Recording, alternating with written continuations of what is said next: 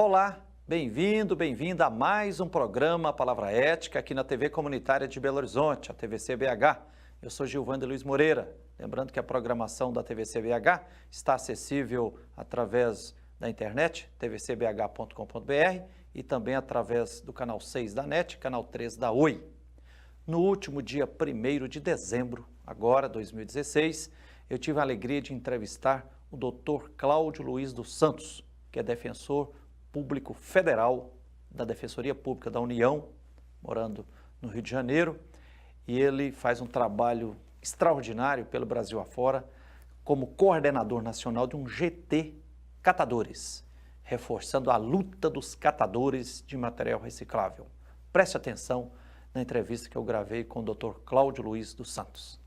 Nos últimos 3 dias de novembro, aconteceu aqui em Belo Horizonte a 7ª edição da Expo Catadores, celebrando inclusive os 15 anos do Movimento Nacional de Catadores de Materiais Recicláveis do Brasil.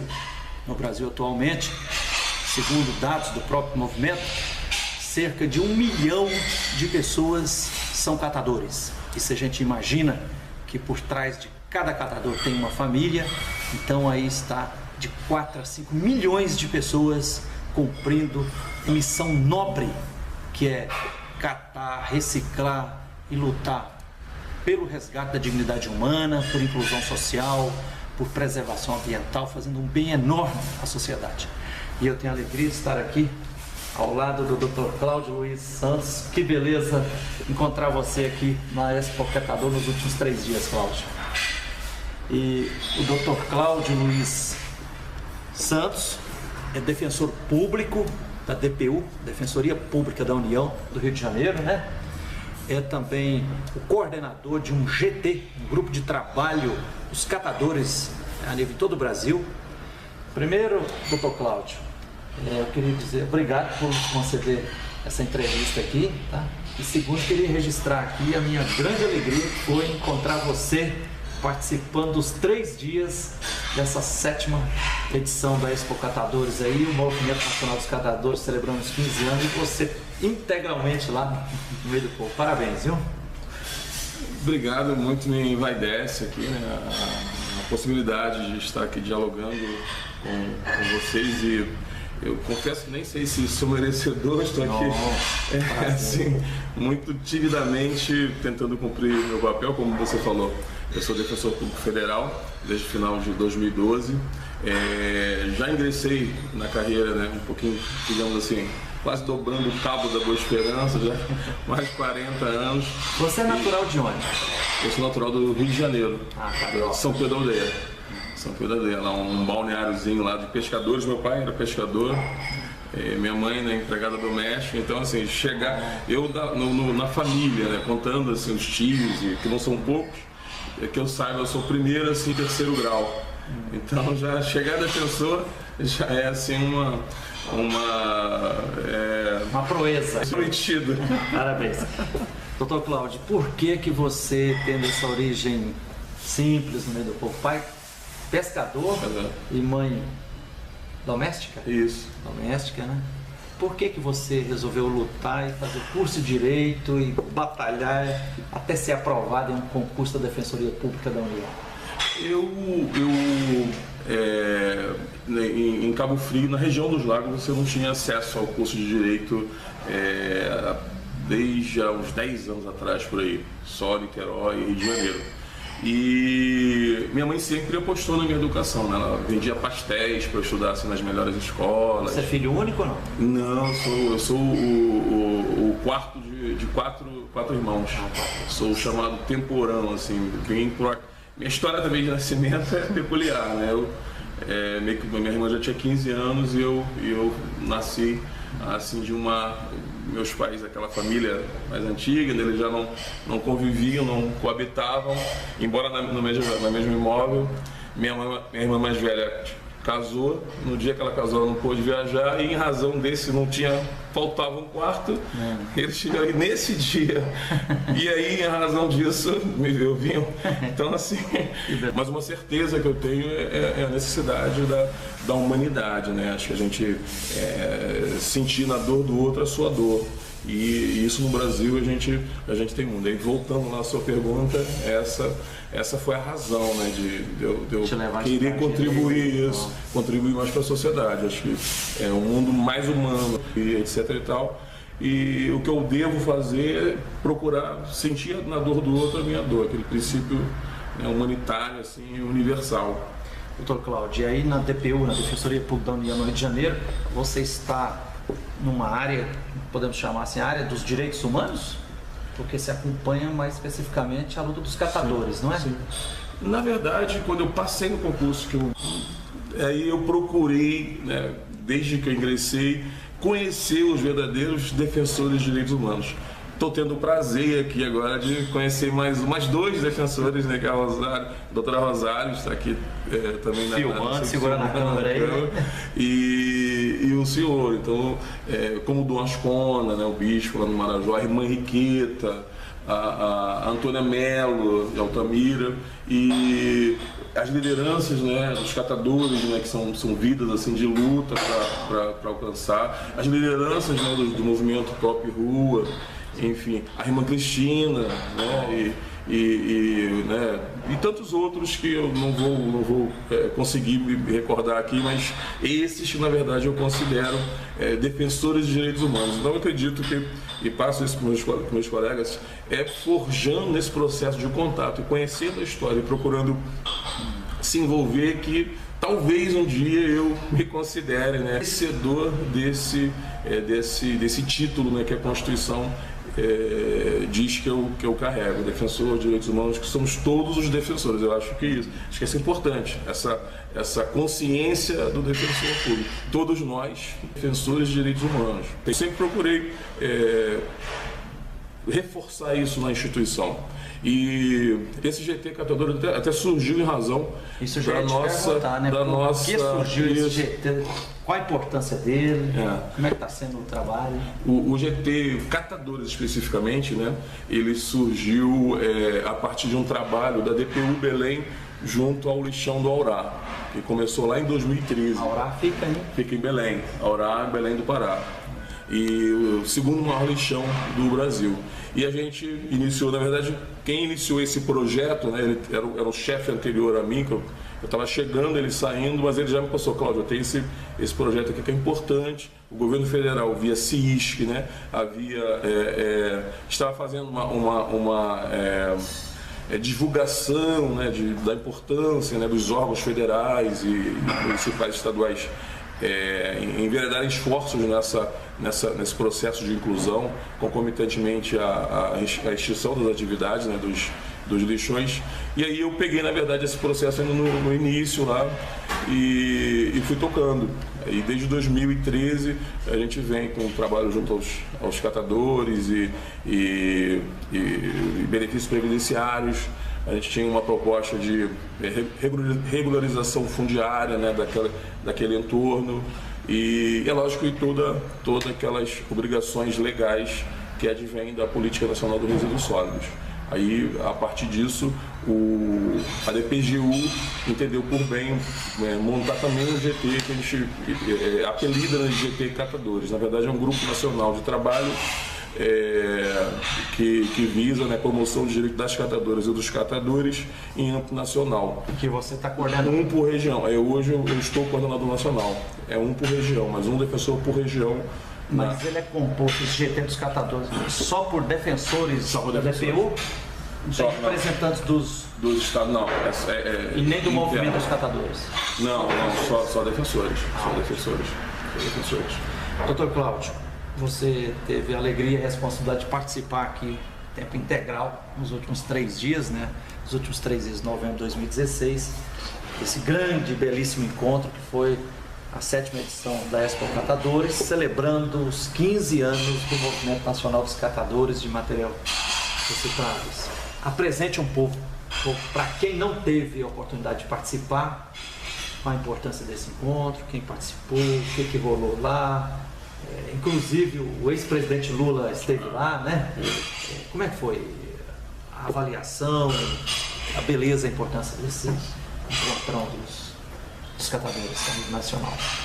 Eu já havia participado, né, em São Paulo, E acho que é a partir da luta deles, da organização e dessa força que foi possível um marco legal, né? Então, um marco legal bem positivo, que é a Lei 12.305 de 2010, a Lei da Política Nacional de Resíduos Sólidos. 6 anos, né? Completando 6 anos, muito a fazer, mas a gente tem que pontuar, né, assim, que isso só foi possível até aqui por conta da organização e da força, por isso os catadores estão de parabéns.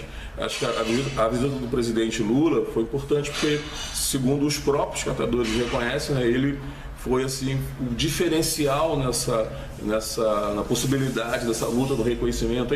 Eu esperei para a visita do presidente Lula porque, na verdade, ele representa para mim também essa possibilidade de que, né, um retirante lá do Nordeste pode ser presidente da República. A possibilidade, embora, né, esteja na Constituição, etc. e tal, você tem a liberdade, mas as relações sociais, elas acabam tolhendo muito isso, né? Na verdade, é importante a gente não deixar de reconhecer que as chamadas elites, elas eu acho sim que existe a divisão as classes existem, a gente que sabe, né, que está ao lado dos pobres sabe disso. Eu sei que existe, né, um discurso teórico e filosófico, não existe classe, mas eu que existe classe, existe a opressão de classe e a luta de classe está aí. É como respiração, né? Sim, não dá para negar, né? Não dá para negar, a gente vive com isso, enfim. E o presidente Lula, quando eleito, ele me trouxe uma energia da possibilidade. Eu estava indo nesse sonho da universidade, né, de fazer o curso. Eu digo que é uma aventura do segundo tempo, né? Eu formei já com mais de 40 anos, né? Colei grau com mais de 40 anos, e ele foi assim, tipo, não é possível, né? O presidente veio, né, lá do Nordeste e tal, chegou, então é possível. Por que eu, aqui em São Pedro da Aldeia, eu não posso ser algo além de um pescador, um professor? Eu não posso sonhar um pouco mais? E ele representa isso também para os catadores, a gente viu isso, né? O Lula teve isso lá desde de 2003, o primeiro ano dele, né? Ele assumiu o compromisso e foi fiel todo ano no Natal. Ele ia participar da celebração do Movimento Nacional dos Catadores lá em São Paulo, né? Depois foi o que sancionou a lei, a Política Nacional dos Resíduos Sólidos de 2010, né? E várias conquistas, né? Voltando, né, para a política nacional, para essa análise que você breve que você pediu que eu fizesse, eu entendo que a gente está num momento de retrocesso. Acho que só para contextualizar a questão política, isso é evidente. Quem trabalha com os pobres, quem trabalha com os necessitados, percebe isso. A gente vive num momento de retrocesso social. Ou seja, existe uma crise, né, uma crise de números que não consideram, por exemplo, os juros altos, né, que os banqueiros continuam aí, 300 e tantos, 400 bilhões estão aí alimentando esse processo, mas, na verdade, a culpa é do Bolsa Família, a culpa é dos projetos sociais, a culpa é, por exemplo, dessa política nacional do resíduo sólidos, que eu por telefone, pessoalmente por telefone, verifiquei que o CISC, né, esse órgão que chama o Comitê Interministerial para a Inclusão dos Catadores, que foi criado, né, no Estado, com essa intenção, né, de efetivar a Política Nacional de Resíduos Sólidos, ele está acéfalo. Isso eu constatei, via ligações na Casa Civil. Se o órgão, se o governo federal não se mobiliza, né, em continuar, ou pelo menos não apresenta uma outra proposta nesse sentido, a leitura que eu faço é essa. E isso é uma tristeza. Mas, quanto mais revés, acho que maior é a luta, né? Maior a luta, a gente tem esse pensamento e vai continuar lutando para combater esse retrocesso que a gente entende que é sim um retrocesso social. Infelizmente, o Supremo, né, nas oportunidades que tiveram, eu me recordo de uma, né, acerca no mandato de segurança discutindo a PEC, né, hoje PEC 55, numa decisão, se não me engano, do ministro Luiz Roberto Barroso, ele tangenciou aí, afastou essa, mas aquilo que a gente fala, como o ar que nós respiramos, a gente que trabalha, né, com a população mais pobre, que vê que os projetos sociais não estão avançando, estão regredindo, né, é só regressão, isso é evidente, né, não precisa ser jurista para fazer extrair essa interpretação. É isso aí, nós vamos a um pequeno intervalo e voltaremos já já para continuarmos entrevistando aqui o Dr. Cláudio Luiz dos Santos, defensor público da DPU do Rio de Janeiro. Espere aí e voltaremos já já.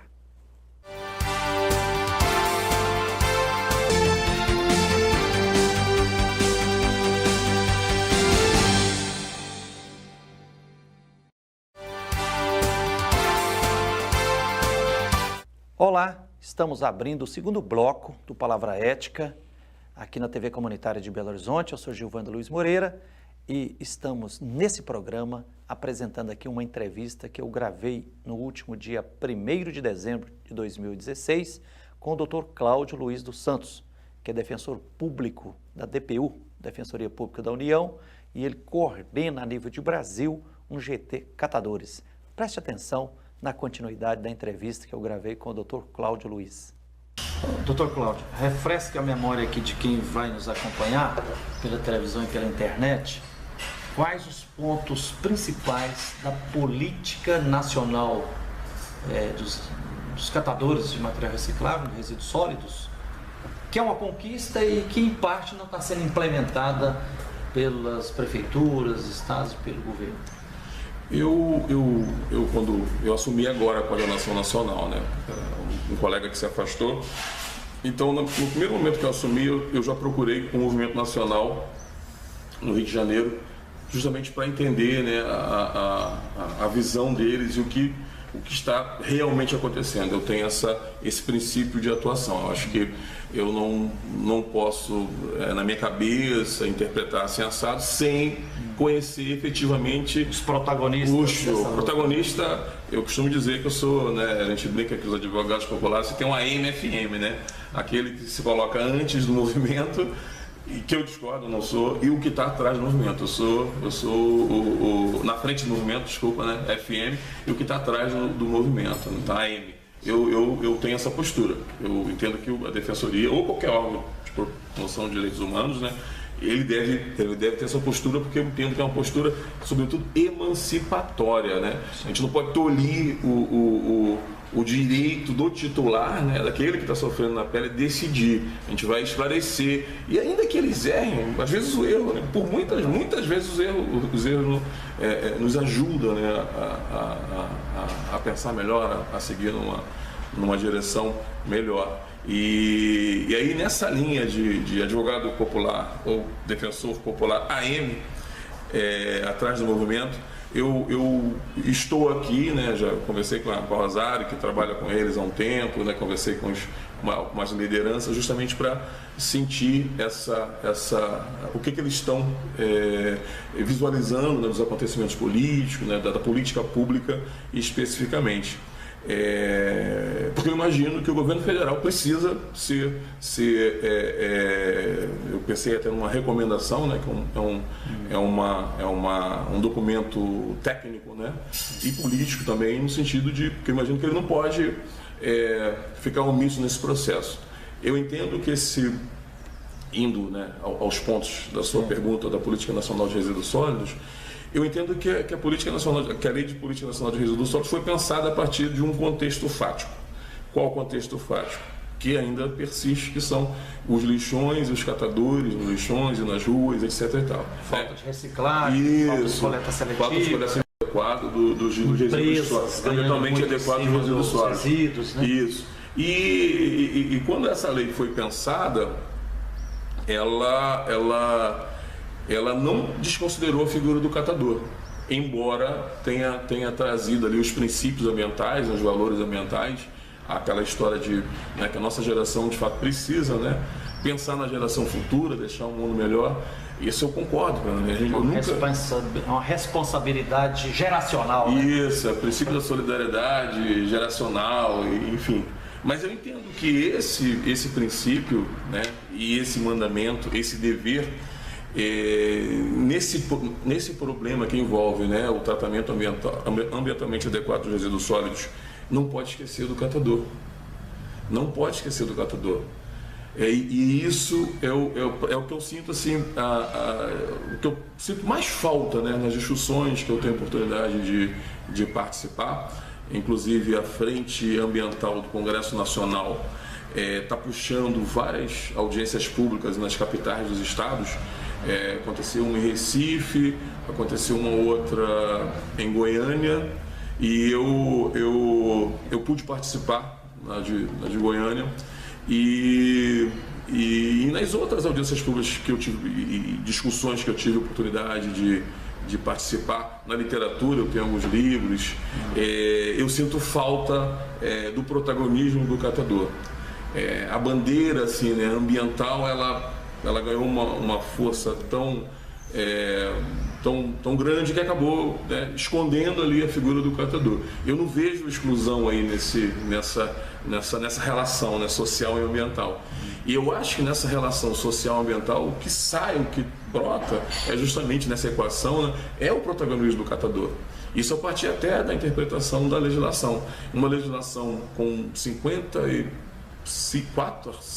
artigos, assim por aí, você tem só a expressão de inclusão, né, inclusão social e emancipação econômica, você tem 12 vezes o legislador diz, né, poder público, inclusão social e emancipação dos catadores, poder público, 12 vezes, né, no total de 50, isso para quem conhece legislação sabe que é muito, né, a palavra catador é mais de 20 vezes, se não me engano, que ela aparece na legislação. Então, a decisão política do Estado brasileiro com relação a esse, né, poderia até apelidar assim, Estatuto do Catador, muito mais do que do meio ambiente. E aí, em síntese, só ver se eu entendo bem, a Política Nacional de Resíduos Sólidos, então ela prescreve reciclagem, coleta seletiva, aborda a questão grave da incineração, proíbe ou não, deixa em aberto. O que mais? Exigem a inclusão dos catadores no serviço público, principalmente das prefeituras. Em cima dessa premissa que eu falei do protagonismo do catador, né, eu extraio assim, algumas construções. Eu entendo que a inclusão social, né, de que fala a lei, é uma espécie de gênero, né, uma coisa maior que está assim acima, como uma obrigação geral ali, né? Essa obrigação de inclusão social e emancipação econômica é o primeiro ponto. Para mim, existe uma solidariedade passiva, obrigacional aí dos entes da federação. Para mim, a União é responsável, sim, por isso não pode desativar, né, o CISC. Os comitês nacionais. Ele tem essa obrigação, né, obrigação legal de também implementar a política pública com a inclusão social. É uma obrigação também da União, é uma obrigação do Estado. No plano nacional, né, quando fala do Plano Nacional de Resíduos Sólidos, salvo engano, no artigo 15, ele fala especificamente da inclusão. Mas deixa uma dúvida que fala em diretrizes, metas, aí você não, diretriz e meta não é obrigação efetivamente de inclusão. Só que no inciso 6, aí o próprio legislador colocou lá, tem o inciso 6 que ele fala assim, ações para que aquelas metas sejam cumpridas. Acho que você não precisa ser jurista para entender o que é ação, né? Ação é tudo, ação não é omissão, ação é fazer algo. Então, isso está expresso na legislação. Então, assim, para mim é muito clara essa obrigação, né, essa solidariedade passiva dos entes da federação nessa inclusão social. A gente costuma confundir, mesmo aquelas pessoas que já estão há um tempo estudando a lei e tal, porque a obrigação de contratação é do município. De fato, está na Constituição, é da prefeitura, do município.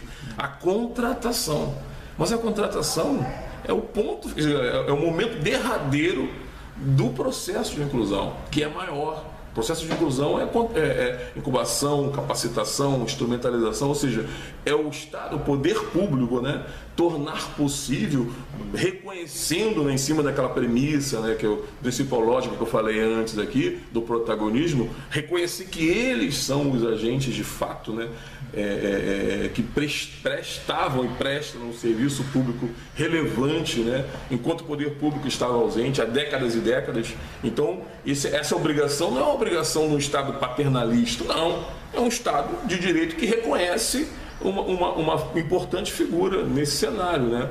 E aí eu entendo que é muito clara essa solidariedade passiva. Eu entendo que a contratação é assim, isso é claro que é o município. E um outro ponto que eu acho importante assim, abordar, né, nessa análise técnica do Plano Nacional de Resíduos Sólidos, também em razão das muitas rodas de conversas, audiências que eu participei, é que o Estado brasileiro é sim devedor, né,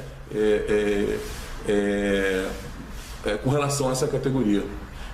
Em que sentido que o que eu quero trazer, que é um ponto, assim, de certa forma polêmico, é a questão da indenização. É a questão da indenização. A indenização sempre foi tida como uma excludente. Olha só, se eu te indenizo, né, como um popular, tchau e benção, você vai embora. Isso não está na lei. A indenização é um reconhecimento de décadas e décadas que aquela pessoa estava ali trabalhando. Uma dívida histórica. Uma dívida histórica. E você tem até duas vertentes, né, jurídicas que você pode trabalhar. Primeiro, acho que você já até comentou antes na abertura aqui, que ele de fato é um agente ambiental, né, de fato ali nesse processo, sempre esteve lá na omissão do poder público e na vertente da própria responsabilidade pelo dano ambiental, saúde pública, que também é tranquila a solidariedade desses poderes. E aí, pegando a questão ambiental propriamente dita, né, e passando pela incineração, considerando todos esses princípios, né, seja no âmbito aí humano e social ou ambiental e econômico, a incineração não é permitida, né? A gente entende que ela não é permitida porque ela deixa de respeitar, né, esses princípios, né, ambientais e econômicos e essa própria atividade do catador, né? Polui muito, gera dioxinas cancerígenas e etc, né? É isso aí. Obrigado pela atenção. Parabéns ao Dr. Cláudio Luiz dos Santos por esse trabalho formidável que vem fazendo pelo Brasil afora, a partir do GT Catadores, reforçando o trabalho sublime e profundamente legítimo e necessário do Movimento Nacional dos Catadores de Materiais Recicláveis, movimento que celebrou ultimamente seus 15 anos. Obrigado pela atenção e até o próximo Palavra Ética.